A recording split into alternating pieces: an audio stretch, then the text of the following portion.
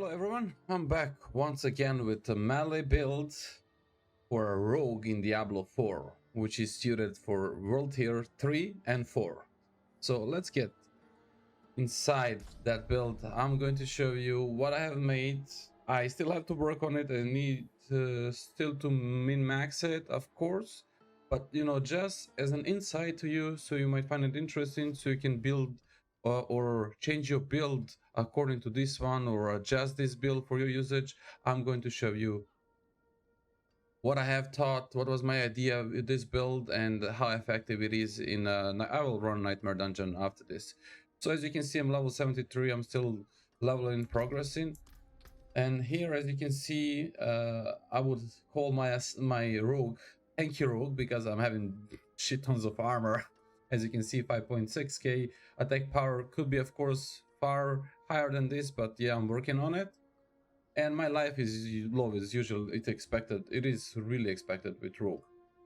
When we get to the dexterity, as you can see, I have a really high dexterity here, 818, and my intelligence is 500. So before I get inside and show you all my skills and where I have distribute my skill points, I would like actually to show you my gear. So I'm running here a combination of the ancestral legendary gear, ancestral unique, and some of them might be sacred unique, or sacred gear itself, because I still need to farm and need to get good drops. When we get over here, as you can see, I'm having here imprint, which is giving me 0.4% armor for 4 seconds when I deal any form of damage, and this stacking up to 40%. Super handy for assassin, for rogue, for melee build. This is, in my opinion, must. It's really something that you need and looking forward to. This imprint here, it's super duper good. So momentum is the key passive that I'm using for my build, and each stack of momentum, and momentum has 3 stacks, giving me 134 life per second. Of course, as you can see, this roll could be way higher, could be almost 300, which I'm looking forward to find, but for now it is pretty handy. Now when I move to my gloves, I'm having ancestral unique gloves, and they have really nice stat or imprint skill, however you want to call it. Lucky hit, up to 90% chance to freeze enemy for 2 seconds. Yes, and I need this because my build is based on cold element or freezing element, however you want to call it. Then my legendary pants. This is just something that I want to change. With honest, like this is something that I would like to change. For now, I'm just keeping that I have that I receive 25% less damage from the crowd control enemies. So when enemies are crowd controlled and they are damaging me, I'm receiving less damage from them, which is, nice. But I would swap it. Another thing that I want to show you or mention is, as you can see on all my armor pieces, I'm having the damage reduction while controlling payout, which I suggest to everybody to get it if you are playing rogue. When it's get to weapons, you should focus, at least I do like, and I'm focusing on critical strike damage to vulnerable enemies, because that's what it's all about. My boots, pretty handy one. It says chilled enemies poisoned by poison imbuement will be further chilled for 20% per second, and I'm dealing 90% additional poison damage to frozen enemies. This is super handy because, again, I'm getting there. My build is based on cold element, poison. That's super nice. If you wonder why I'm still keeping this legendary crossbow, and I would say the same thing, like, yes, I do still keep this crazy legendary crossbow, but the only reason why is I still cannot drop any other crossbow which is giving me 52% attack speed on basic skills. When I say 52%, trust me guys, that's huge. Just to demonstrate you now, to see the difference with this weapon and without this weapon, you will be just amazed. So take a look at this. So basically, look at that. That's without my crossbow. When I put back my crossbow, 52% attack speed on basic skills. It's huge, trust me. That. So let's get back here. I'm still using this Sacred Unique Amulet because it's really good, because I'm still using Rain of the Arrows even though I'm playing with a melee build, because it's really handy. It applying all the elements at once. Poison, Shadow, and Cold all at once, and my enemies receive all these three type of elements when I shoot my Rain of Arrows on them. Then my ring, which give me when casting imbuement skill, I can trigger explosion, and that's pretty handy, especially when I launch my rain of arrows and when I'm using any sort of other imbuement. And here I have attack enemies with basic attacks, increase damage of my next core skill by 5% up to 30%. This is stacking up, and this is super handy to have as well. When it gets to my dagger, I'm having an ancestral unique dagger, which I highly suggest you to get. This dagger is super good. And they always have as a note, like unique items always have same stats and same perks. Just remember that they're always the same, they're never different, they cannot be random like the like this, for example. This one can vary. As you can see, it's ancestral legendary, but these stats can change, and this is something that I want to change again. I need to get something better, but for now I just like it because using my agility skill reduce the cooldown of my next subterfuge skill by 20%, which means this is my agility skill. If I use Shadow Step, I'll reduce the cooldown of my poison trap, which is pretty cool. Now, to get back on the build, so you already wasted 7 minutes on explaining something and showing, and I thought to make this video shorter, but let's get back here.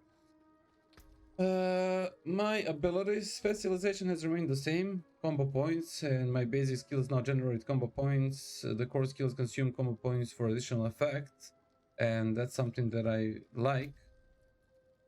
Now let's move to abilities,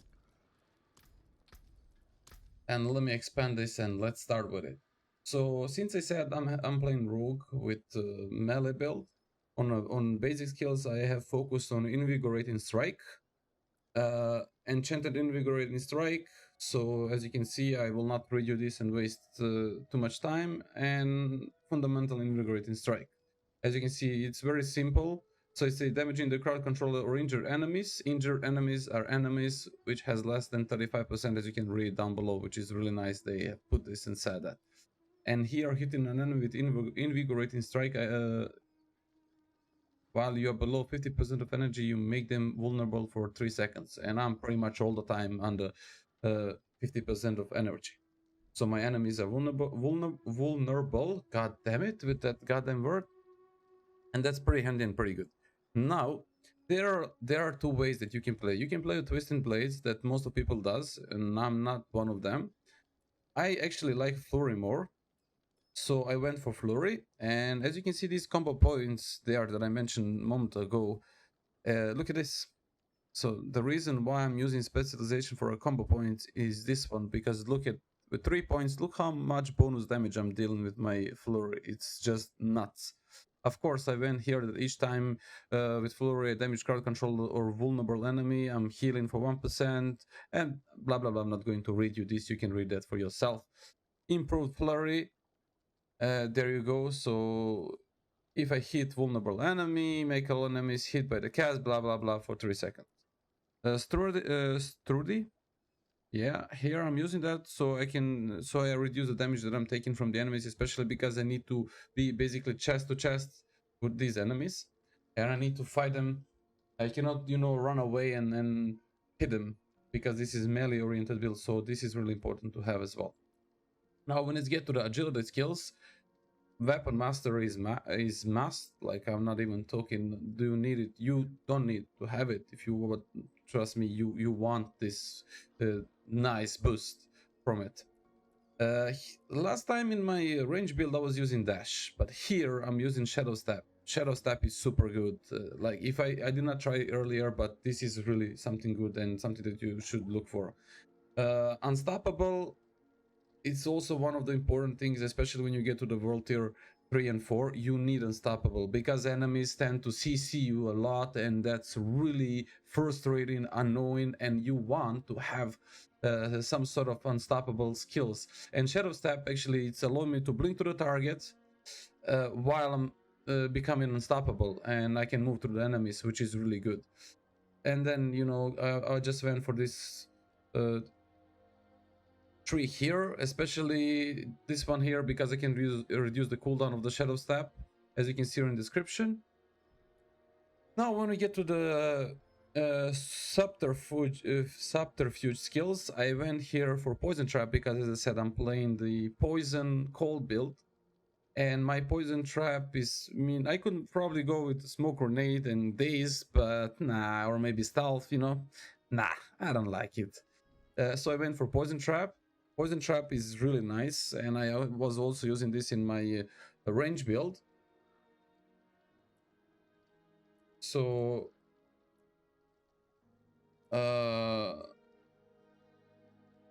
so here, countering poison trap, yeah, this is the same thing that I actually showed you previously in my previous video. So poison trap knocks down enemies, and poison trap has 30% chance to reset imbuement skill cooldown. That's why I like this skill. Now when it gets to the imbuement skill, here I went for cold imbuement. If you wonder why cold imbuement, why not poison, why not shadow? Simple reason why: I'm playing melee build and I want my enemies to be immobilized as much as possible, stunned, frozen. I just want my enemy not to move, and so I can freely deal tons and tons of damage. So I went for a cold imbuement. As you can see here, I have a 10 out of 5, 10 out of 5, and it's pretty cool. And then I went for this particular tree here. So 30% chance to make enemy vulnerable, and cold immune skill deal 20% more damage to crowd control enemies. Double this bonus against frozen enemies. That's really important thing. Here I went for a frigid finesse. I deal 15% increased damage to chilled enemies. Chilled enemies are enemies which are not frozen, but they are actually affected by these cold imbuement. So you're basically, you hit the enemy, you apply chill on enemy. The more time you hit enemy, at some point enemy will be frozen, and when I froze the enemy, this bonus increased to 30%, which is super huge. You can increase this passive further if you want with certain gear stats, but you know, it's not necessary. Now when I move to this last ultimate, you can use ultimate, you don't need to. Maybe it's not that bad to use Shadow Clone if you fighting the boss or it's 1v1, but I prefer to use Rain of Arrows. The simple reason why: I like when I have a lot of enemies, so I can just move away from them and I can shoot the Rain of Arrows and apply all the 3 elements that I showed you previously, because I have a necklace which apply in all 3 imbuments when I cast Rain of Arrows. I did try the Death Trap. I did not like it that much, but this can be also OP probably if you create a nice build with it. Again, I kept the haste. This is must, and adrenaline rush. Just I put 1 point here because I needed my point somewhere else, and I did not use the this passive here because I have knockdown on my poison trap, so I don't need it on my Rain of Arrows. And now we are finally here at the key passives and on momentum. As you could see, or if you remember when I told you, on my chest piece I have each stack of momentum healing me for 140 HP, which can go up to 300 per stack. Look at this. Cutthroat skills. Cutthroat skills. Oh, okay. What are cutthroat skills? So let's get back up here. This skill here is cutthroat. This skill here is cutthroat. This skill here is cutthroat. So basically I have 3 skills that I'm using that are cutthroat. And they say cutthroat skills grant a stack of momentum for 8 seconds if they either hit stunned, dazed, frozen, or enemy from behind. Whenever I use Shadow Step, I will go behind the enemy, which means I'm applying 1 stack. If I stun my enemies with Rain of Arrows or something like that, that's fine. If I daze my enemies, which you can if you use some dazing skills, or perhaps if you use stealth skills, which I don't, but I'm using frozen enemies, and I do actually freeze them quite fast because I have a high attack speed, and each, like, I'm having 3 stacks of momentum all the time. So basically these are only the conditions. You either have to hit dazed, frozen, or enemy from behind. It doesn't say that you must hit once enemy from behind or frozen enemies or stunned enemies. If you hit frozen enemies 3 times, you get in 3 stacks of momentum. It's pretty easy. But while I'm at a 3 stacks of momentum, I'm gaining 20% increased damage reduction, which is huge. That's why I'm saying I like my rogue, and it is quite tanky. 30% increased energy regeneration, which is really, really nice, and 50% increased movement speed, which is really, really cool. Now that I show you all my skills, and 58 points spent here are maximum amount of points. Just to give you an insight, in order to get all of these points there for your build, you have to clear at least these 3, how you calling these, world rewards in each region. It will give you 2 points per region, as you can see here. 2 points here, 2 points here, and 2 points here. Now, of course, since we are world tier 3 and 4, I'm having Paragon levels, and what did I do there? What did I put in my Paragon boards? I'm going to show you that. First, I'll show you the glyphs that I'm using. The first glyph that I'm using is this one, which is level 10. For every 5 dexterity purchased within the range, blah blah blah. Cutthroat skills deal increased damage. And while wielding melee weapon, I take 10% reduced damage, which is one of the things that the reasons I picked this up. So I'm receiving less damage. Tracker.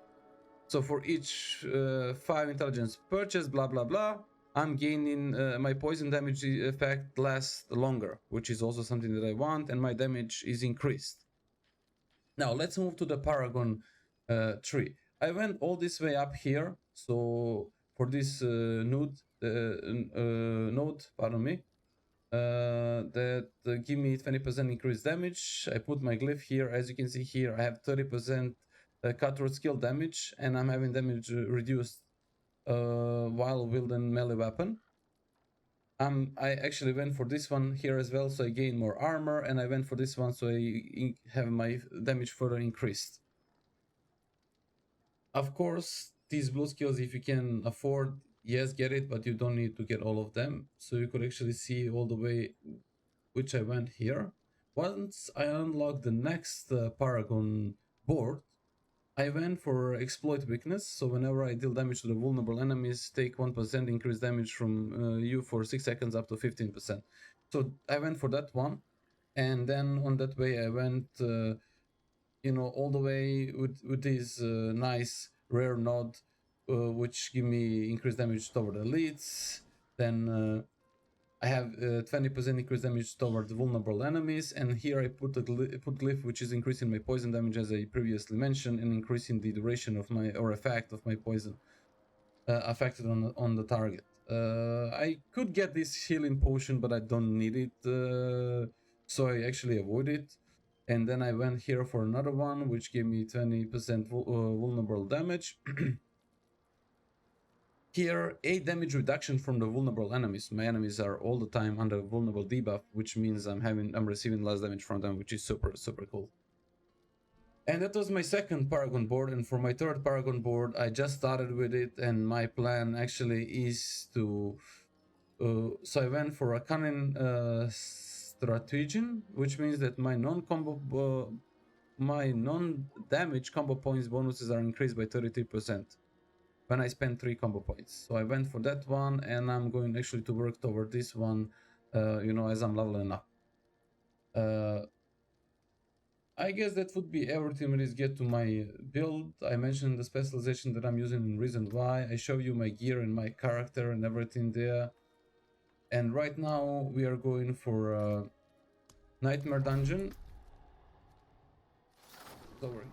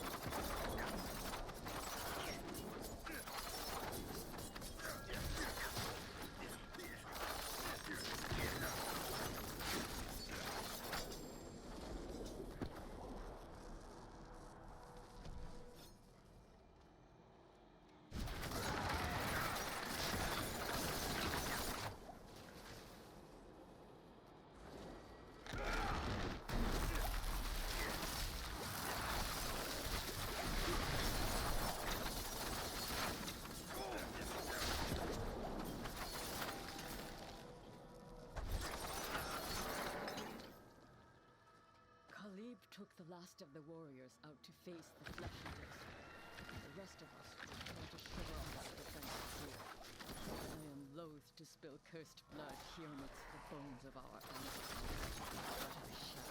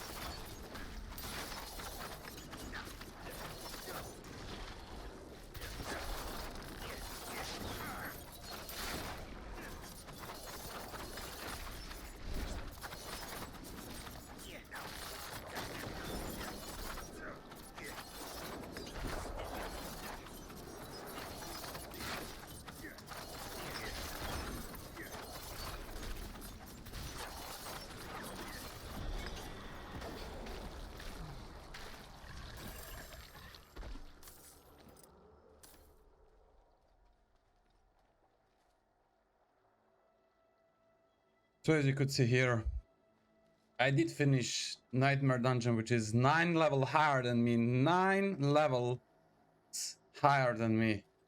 Of course, I did die 4 times. I had zero reviving times. I couldn't resurrect myself anymore, but I did finish it. I did finish it, and this is actually huge for you know, this sort of build. I would say, like, I'm really happy that I have this sort of build and it's super strong, and I can actually attend to the higher tier nightmare dungeons and finish them easily. So this was just the showcase of what this build is capable of. Of course, if you win max it and if you get it even better, you can actually clear anything of your level with no sweat, even higher than that, as you could see. So once again, guys, this was my build. Of course, I did have to use consumable here, which is increasing my armor a little bit further, so actually you know, can receive a bit more damage. But of course, you know, that's why these elixirs are for. This was a nightmare dungeon, guys, that I have finished, as you could see there, and this was my build video. I hope you like it, and if you are interested or if you have any questions regarding to it, feel free to ask. I will gladly answer you. Thank you very much for watching the video. Thank you for all the support, and I will see you in the next one. Take care and bye bye.